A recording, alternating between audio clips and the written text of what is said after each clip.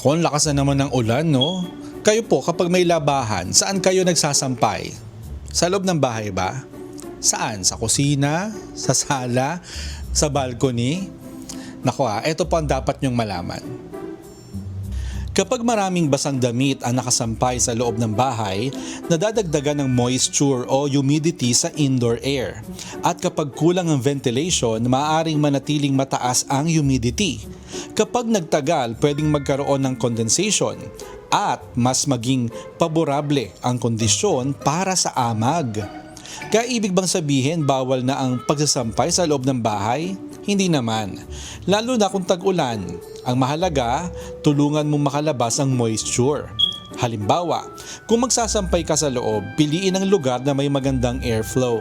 Buksan ang bintana kung ang kondisyon sa labas ay angkop. Gumamit ng exhaust fan o gumamit ng electric fan para makatulong sa paggalaw ng hangin. Kung available sa bahay, maaari ring gumamit ng air conditioner o dehumidifier para makatulong na kontrolin ang humidity. At huwag mong pagsisiksikin ang mga damit. Bigyan sila ng pagitan para mas madaling dumaloy ang hangin at matuyo. Isang magandang rule of thumb, kung palagi kang nakakakita ng condensation sa bintana, dingding o ibang malamig na surface, baka mataas na ang moisture sa loob ng bahay.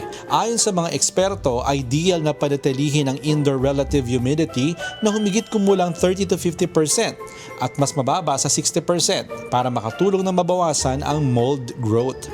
Kaya sa susunod na magsasampay ka sa loob, huwag mong isipin na damit lang ang kailangang patuyuin. Pati ang hangin sa loob ng bahay kailangan mong alagaan. Kayo po, saan kayo nagsasampay sa loob ng bahay? Sa sala ba, sa kusina, o sa likod ng ref?